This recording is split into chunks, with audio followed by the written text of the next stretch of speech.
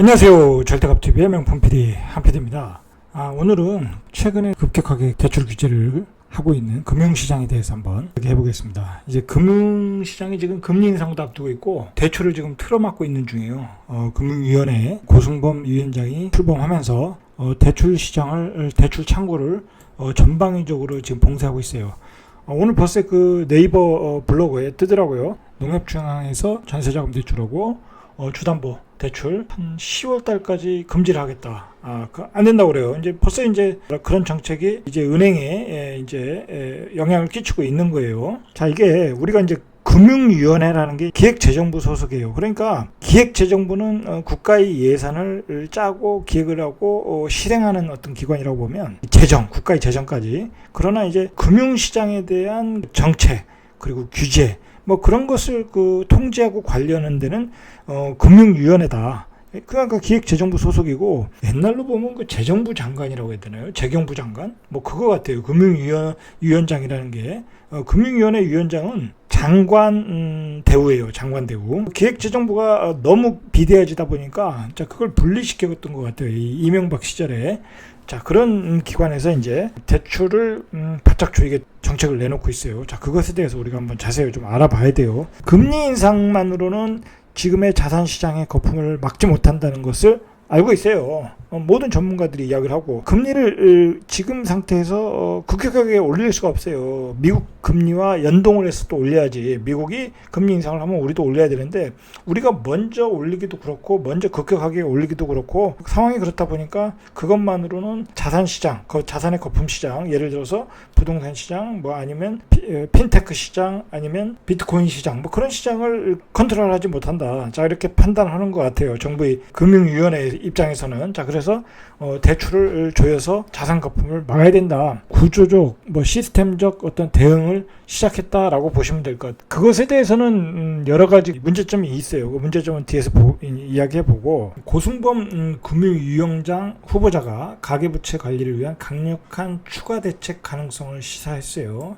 가계부채 관리예요. 금리 인상으로 부족하다. 이 금리 인상은 이제 한국은행이 하는 거니까 자, 이제 가계대출 규제는 바로 이제 금융위원회에 서는 거예요. 그 정책을 이제 기획을 하는 거죠. 기획을 해서 말 그대로 이제 은행에다가 이런 것을 이렇게 실행해라 이렇게 지시를 내리겠죠.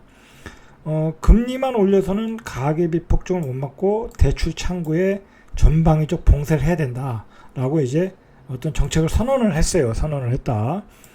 자, 그게 이제 바로 이제 오늘과 같이 농협에서 대출이 안 나온다. 이제 말 그대로 이제 전세자금 대출도 받기가 쉽지가 않아지는 거예요. 그러면 이제 전세 살던 사람도 월세로 살아야 되고 이제 그 연말로 갈수록 이제 돈맥 경화가 일어날 수 있어요. 자, 우리 코리안 테이퍼링이 시작됐다. 자, 이제 그렇게 보시면 될 것 같아요. 한국은행의 그 기준금리 인상을 이제 8월 말에 하겠다고 했죠. 그런 임박한 시장에 금융위원회에서 명백한 대출 규제 시그널을 보냈다. 시장에 이제 완벽한 신호를 보냈다는 거예요. 이제 자산이 너무 거품으로 가고 있다. 자, 그래서 금리도 올리고 대출도 봉쇄하겠다라고 이제 이야기하는 거예요. 자, 이렇게 되면 어떻게든 시장에 영향을 주겠죠. 자, 주겠죠. 근데 그게 과연 그걸 받아들인 사람들의 가계 소득, 경제 소득에 따라 틀리겠죠. 돈이 없는 사람들은 대출을 못 받으니까 당연히 집을 못 살 것이고, 그러나 대출을 이용하지 않는 분들은 집을 살 수 있겠죠. 근데 만약에 여기서 집값이 떨어지지 않고 계속 우상향한다고 하면 그 피해는 일반 서민들한테 볼 수 있다라는 거예요. 자, 이제 그게 그렇게 될 수 있겠느냐가 문제죠. 금융위원회에서 이렇게 대출을 틀어막겠다. 자, 그것의 배경은 자산 거품이 심각하다. 자, 영끌 세대 2030 세대가 빚으로 연평균 증가율, 빚의 부채 증가율이 10%에 육박했다. 증가율이 너무 크다라는 거죠. 우리가 이제 경제 성장률이 보통 3.1%잖아요. 그것에 3배에 육박해서 빚을 내고 있다. 그러니까 당연히 그 자산 시장의 거품이 일어나겠죠. 자, 그런데 그 일어나는 게 빅테크니까 이건 주식이죠. 지금 주식 시장에 대해서 조금 얘기를 하면 주식이 3,200, 3,300에서 지금 3,100까지 3,100도 떨어졌죠. 오늘 60포인트 빠져가지고 굉장히 많은 사람들이 지금 주식시장에 들어가서 물렸어요. 삼성전자 9만원에 들어가서 물리고 삼성전자 83,000원에 들어가서 물리고 뭐 7만 9천 원에도 물리고 계속 일반인들이 빚을 내서 주식을 사고 있다라는 거예요. 자, 그것만 사고 있습니까? 비트코인도 사고 있잖아요. 비트코인도 지금 거의 뭐 반토막 났잖아요. 그죠? 굉장한 손실을 보고 있어요. 자, 그 사람들이 다 그거 신용 대출 받아서 산 거거든요. 자산시장이 빠지고 있다. 자, 그것을 금융위원회에서는 알고 있겠죠? 알고 있을 거예요. 자, 그래서 가계빚 급증세가 통제불능, 통제불능하다고 상황 판단을 했다. 이 정부가 그렇게 판단을 했다라는 거예요. 정부는 모든 걸 다 들여다보니까, 일반인들의 그 수익률이라든지 이거 다 들여다보니까. 자, 그런데다가 이게 또 문제가 뭐냐면 부동산, 또 부동산 시장까지 뭐랄까요, 막 그 서울의 부동산 시장 엄청나게 지금 폭등하고 있지 않습니까? 거의 뭐 이제 버블의 단계로 가고 있어요. 뭐 주식도 마찬가지고, 주식도 뭐 이게 뭐 많이 빠졌다 뭐 어쩌고 저쩌고 해도 그동안 올라온 가격을 생각을 하면 주식도 거품이 많이 끼어 있는 거예요. 이 부동산보다 더 거품이 클 수 있어요, 주식이. 왜냐면 주식은 말 그대로 계속 회사들이 상장을 하잖아요. 회사가 계속 상장한다는 얘기는 그 뭐랄까요, 그 시가총액이 늘어난다는 얘기는 그만큼 주식시장의 체력이 고갈되고 있는 거예요. 그러면 주식이 상장하는 만큼 새로운 돈들이 주식시장으로 들어와야 되는데 그게 안 되죠. 그게 안 되면 주식은 그게 가장 중요한 논리이다라고 보시면 돼요. 뭐 가상자산은 말할 것도 없고. 자, 이렇게 동시다발적 자산 가격 상승이 계속 비트로 이어지고 있다. 자, 이 비트는 신용을 확대해서 계속 들어오면서 다시 자산 가격을 올리면서 거품을 만들고 있다라는 게 어떤 금융위원회가 바라보는 어떤 표면적인 시각이에요. 뭐 이건 뭐 틀린 얘기는 아니에요, 분명히. 자, 그래서 그 부채가 얼마나 증가했냐면 2019년도에 23조, 그리고 2020년도에 45조, 2021년도 지금 뭐 8월 달인데도 78조 이렇게 급격하게 증가하고 있다. 그러니까 금융위원회에서 어쩔 수가 없어요. 지금 대출을 틀어막는 수밖에 없다라는 이야기예요. 지금 과거의 경험을 통해서 보면 이 자산시장 거품은 필연적으로 금융위기를 불러왔어요. 분명히 뭐 미국도 그랬고 서브프라임 때도 그렇고 우리의 카드 사태도 그랬고. 자, 그러니까 이렇게 되면 시스템 위기로 가서 경기 침체로까지 이어질 수 있다라고 어떤 그 기획재정부와 금융위원회는 그렇게 보고 있는 거예요. 과거의 카드 부실 사태, 저축은행 사태, 글로벌 금융위기, 자, 이런 게 모두 무차별적 신용 확대가 불러온 위기였다. 자, 그래서 정부가 구조적 시스템적 인식을 하고 대응을 하겠다라는 게 바로 이제 이번에 어떤 그 금융위원회의 정책이다라고 보시면 되겠죠. 일단 우리가 이게 팩트를 파악하는 게 이제 뭐 이게 사실은 이런 자료들이 다 정부에서 나온 자료들이니까 이게 해석을 또 어떻게 하느냐에 따라 달려 있어요. 그러나 어떤 객관적인 사실은 또 우리가 인정해야 될 건 인정해야 되니까. 자, 문제는 이 가계부채의 경우에는 가계부채라니까, 가계부채, 기업부채가 아니에요. 가계부채의 경우에는 전 세계 최악이다라는 거예요. 한국은행의 공식 통계에 따르면 지난 3월 말 가계부채 규모가 1765조. 최근 5년간 연평균 8%에 가까운 증가세를 보여주고 있다고요. 8%의 증가세. 보통은 이게 연평균 명목 경제 성장률이 3.1%니까 거의 두 배를 넘죠. 2.5배를 넘어서고 있다는 거예요. 우리 소득에 비해서 너무 많은 부채로 우리가 지금 집을 사고 있다, 주식을 투자하고 있다, 비트코인을 사고 있다라는 거예요. 가계부채의 상환 능력을 보여주는 처분 가능 소득 대비 가계 부채 비율 171%. 그러니까 우리 소득에 비해서 너무 많은 부채를 지고 있다. 71%를 더 오버해서 지고 있다. 그런데 그게 1년 만에 11.4포인트가 올랐다. 1년 동안 집값이 많이 올랐죠? 1년 동안 주식이 많이 올랐죠? 자, 그러니까 그게 다 부채를 지금 사고 있다. 주식시장에 거품이 빠지거나 아파트 시장, 주택시장에 거품이 빠질 때는 우리 가정경제에 급격한 그 위기가 올 수 있다는 거예요. 자, 그래서 금융위원회에서 이러한 가계부채증을 막기 위해서 가계부채 잡기 3종 세트를 만들었다고 그래요. 자, 개인별 DSR 시행을 앞당기겠다. 자, 이제 뒤에서 보겠지만 계획이 되어 있는 건데 더 앞당기겠다라는 거예요. 개인별 DSR을 통해서 대출 규제를 하겠다. 자기 소득에 비교해서 대출을 받으라는 게 DSR이잖아요. 자, 그걸 앞당기겠다. 자, 그리고 이제 그동안 이제 1금융권에서 대출을 못 받다 보니까 제2금융권으로 가서 대출을 많이 받았거든요. 자, 2금융권의 DSR도 강화하겠다. 60%에서 40%로 강화하겠다. 자, 그리고 신용대출도 제한하겠다. 우리가 이제 마통을 받는데 우리가 그 예를 들어서 연봉이 5천이면 2배 정도를 받잖아요. 마통 통장으로. 또 자기 연봉만큼만 받게 하겠다라는 거예요, 이제. 그러니까 이게 다 이게 누구를 타겟으로 오겠어요? 영끌 세대를 타겟으로 오는 거예요. 지금 자산 시장의 거품을 이끌고 가고 있는, 그리고 집중적으로 투자하고 있는 세대가 20대, 30대 영끌 세대 아니겠습니까? 자, 그 사람들을 이런 3종 세트로 규제를 하겠다라는 거죠. DSR, 상환 능력대로 하라는 거예요. 금융당국이 개인별 DSR 적용 대상을 3단계로 나눠서 2023년 7월까지 확대 도입하려던 계획을 앞당기겠다라는 거예요. 상환 능력에 기반한 대출 관행을 정착시키겠다라는 거죠. 이게 얼마나 대출 한도를 조이냐 한번 시뮬레이션을 한번 보시죠. 예를 들어서 금융당국이 지난달부터 전 규제 지역에 6억 원 초과집을 살 때 주택담보대출을 받거나 1억 원 초과 신용대출을 받을 때 개인별 DSR을 적용했어요. 그러니까 6억 이상의 집을 살 때 1억 원 초과 신용대출을 받을 때는 DSR을 적용했다. 이제 이게 내년 7월부터는 총 대출액이 7억 원을 초과할 때 DSR을 적용하는 거예요. 자, 그러니까 웬만한 집을 사면 다 DSR을 적용한다는 얘기죠. 2억 원짜리 집이 없으니까. 2023년도부터는 1억 원을 초과할 때 DSR을 규제를 하겠다는 거예요. 자, 이런 것을 바로 이제 앞당기겠다라는 거예요. 이게 로드맵이 정해져 있었는데 앞당기겠다. 자, 급해진 거죠, 정부가. 자, 왜 급해졌냐? 영끌 세대가 B2에서 영끌 세대의 B2가 폭발적으로 증가하고 있다는 거예요.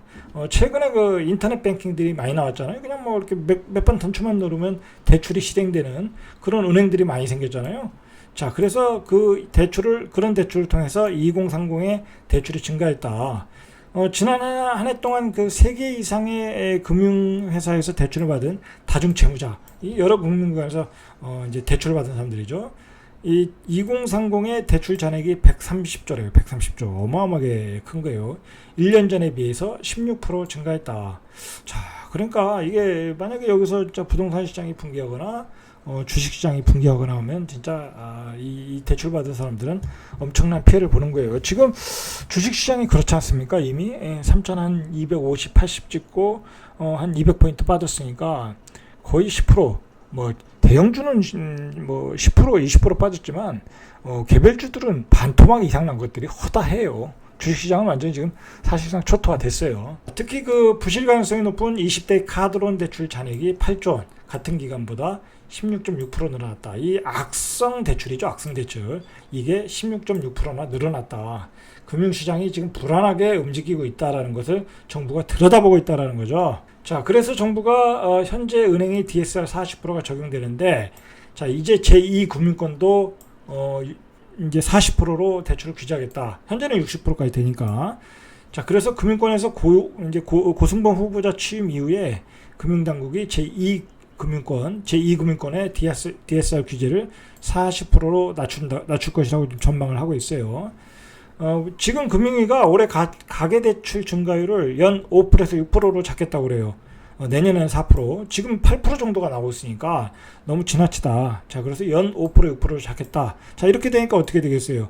연말에는 대출이 나가는 게 없는 거예요. 지금 연말에 아마 잔금을 마련하시거나 아니면 집을 옮겨야 되거나 뭐 전세를 옮기셔야 되거나 뭐 그런 분들이 상당한 피해를 볼 가능성이 많아요. 지금 연말에 은행들이 돈줄이 다 막힐 가능성이 있어요. 자, 이렇게 나오니까 이 증가율을 줄이겠다고 하니까, 자, 결국은 이게 참 보면은 이 일반 서민이 고통스러운 거예요. 아니, 전세자금 대출이라는 것은 그 갚을 능력이 있는 거 없는 게 아니잖아요. 그 말 그대로 은행에서 주고 그 돈 은행에서 받아가는 거잖아요. 그죠?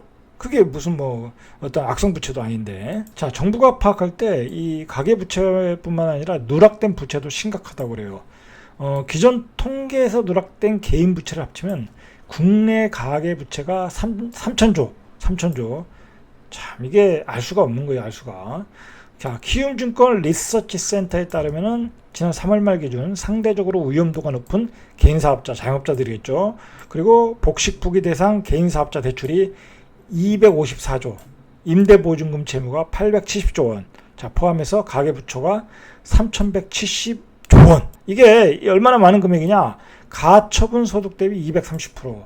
그러니까 우리가 그 팔아서 우리의 그 소득 대비 2.3배가 많다. 그러니까 부채 비율이 230%라는 거예요. 어떤 기업으로 보면 굉장히 높은 거잖아요. 자, GDP의 162%. 이거 GDP의 162%면 사실 문제가 있죠. 이는 국제결제은행 BIS 건고 구준의 2배 육박한다. 자, 이렇게 심각해요, 사실. 자, 규모뿐만 아니라 최근 5년간 가계부채 증가세에서도 미국, 영국, 일본 등 OECD 주요국 대비 3배에 육박하고 있다.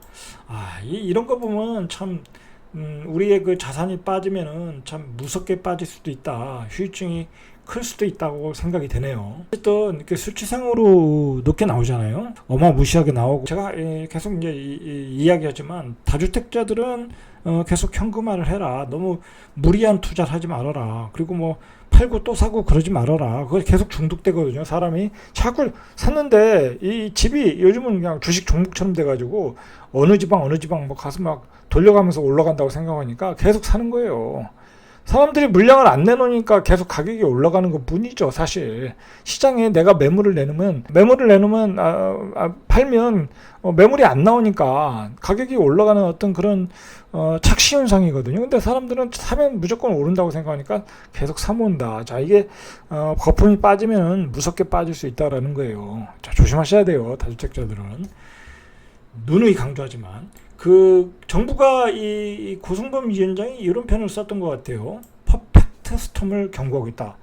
이렇게 가계부채가 너무 크고 뭐 OECD 국가의 3배 이상 증가를 하고 이 증가율도 너무 크고 악성부채율도 크니까 퍼펙트 스톰. 이게 정부가 나서서 이런 경우는 없어요. 뭔가 이제 문제가 있으니까 이런 얘기를 하게. 자, 한계 기업, 자영업자 부실 확대와 함께 자산 가격의 거품이 급격히 조정되는.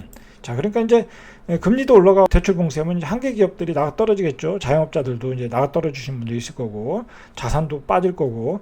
자, 이런 퍼펙트 스톰의 가능성을 고승범 금융위원장이 경고를 하고 있어요. 우리가 이걸 한번 깊게 생각을 할 필요는 있어요, 분명히. 괜히 그러는 건 아닐 것이다. 대한민국의 어떤 재정정책의 수장인데, 이러한 정책 대출을 봉쇄한다는 건 결국 전세자금 대출, 그 다음에 주담부대출 막다 보니까, 만약에 여기서 또 집값이 계속 올라간다고 하면 이제 서민이 피해를 받는다는 거야.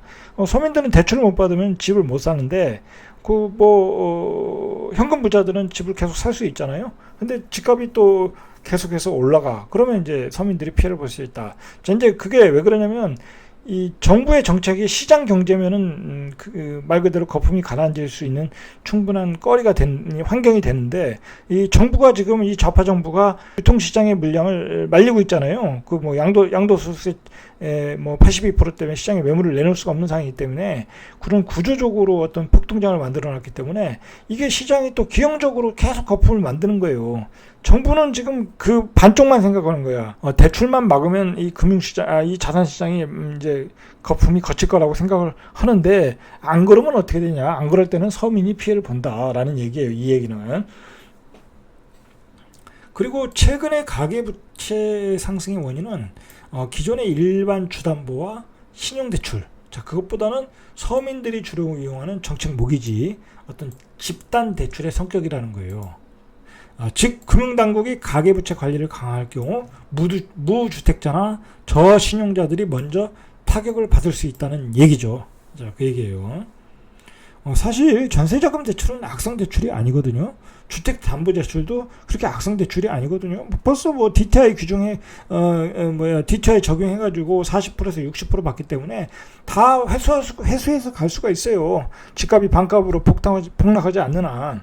자, 그런데 이제 정부가 대출을 규제하겠다는 얘기는, 이는 결국은 이제 서민들이 집 살 수 있는 기회는 없어지고 있다, 사다리가 거치고 있다라고 보시면 되겠죠. 갑자기 이렇게 강한 정책, 시장에 어떤 급격한 동맥경화를 가져올 수 있는 정책을 내놓는 그 내부 사정을 우리가 좀 파악을 해야 되겠죠. 자, 일단 대선전이잖아요. 대선전이니까 집값을 잡아야 돼요. 안 잡으면 이 부동산 민심이 폭발해서 이 좌파 여당에 불리할 수 있다. 자, 그러니까 금리 인상을 하겠다고 그러잖아요. 지금 금리 인상할 상황이 아니에요. 우리 경제의 어떤 체력으로 봐서는. 우리 지금 코로나 때문에 지금 자영업자 장사도 못 하는데 그런 상황도 아니다. 그런데 금리 인상을 하겠다고 그러잖아요. 근데 중요한 건 금리 인상으로 집값을 잡을 수가 없어요. 잡을 수가 없어요. 자, 그러니까 대출을 다 막겠다라는 얘기잖아요. 자, 이렇게 두 가지 정책 한꺼번에 쓰겠다는 건 대선 전에 집값을 잡겠다. 자, 그리고 우리가 국가 부채가 지금 얼마나 많이 늘어났어요. 이 좌파 정부 들어서면서 국가 부채가 이렇게 늘어나는데 금리 인상을 할 수가 없어요. 그거 다 빚을 갚아야 되잖아요. 국가도. 금리 인상에는 한계가 있다라는 거예요. 금리 인상에 한계가 있다. 자, 이 금리 인상 효과를 극대화하기 위해서 어떤 대출을 다 봉사하겠다. 자, 결국은 그것이 서민들에게 피해가 갈 수 있다. 왜 그러냐면 지금 시장은 구조적 폭등장이니까 정부의 규제가 풀어지지 않는 한 집값이 잡힐 여력이 없다. 자, 그러면 집 살 수 있는 기회는 현금 부자들에게만 갈 수 있다. 자, 어쨌든 대출 금리가 올라간다. 자, 그리고 금융시장은 돈 흐름이 막힌다. 자, 그러면 어떤 시장에 영향은 있겠죠. 자, 일단 바로 이제 농협에서 뭐 전세자금 대출을 중단하겠다고 하지 않습니까? 이제 전세가 감소하는 거예요. 전세로 집을 얻을 수가 없는 거예요. 자, 그러니까 월세로 증가하겠죠. 월세나 반전세로 이사 가야 된다. 우리 주거의 질이 더 떨어진다는 거예요. 자, 그리고 상가 소유자도 고통스러울 수 있어요. 상가 같은 경우는 금리가 세잖아요. 거기다가 또 대출 금리도 올라간다. 자, 그러니까 그리고 상가가 또 공실이 많잖아요. 그죠? 그러면 관리비 내야지. 그다음에 대출 금리 내야지. 이제 상가 가지신 분들이 고통스러운 시간이 또 다가오고 있다라는 거죠. 자, 그리고 이제 이 수익형 부동산도 조심하셔야 돼요. 이제 요즘 최근 오피스텔, 숙박형, 생활형, 숙박형 레지던스, 이런 거, 자, 상가, 이런 거 많이 사셨잖아요. 자, 이런 부동산에서, 이제 타격이 올 수 있어요. 왜냐면 금리가 올라가면 이런 부동산은, 가격이 조정받을 수밖에 없죠. 그리고 급매물이 나올 수밖에 없겠죠. 자, 어쨌든 급격하게 시장에 어떤 돈줄을 막으면 자, 그 피해는 취약계층에게 돌아간다. 자, 이제 그게 문제라는 거예요. 자, 오늘은 여기까지. 이상 절대값 TV의 명품 PD 한 PD였습니다.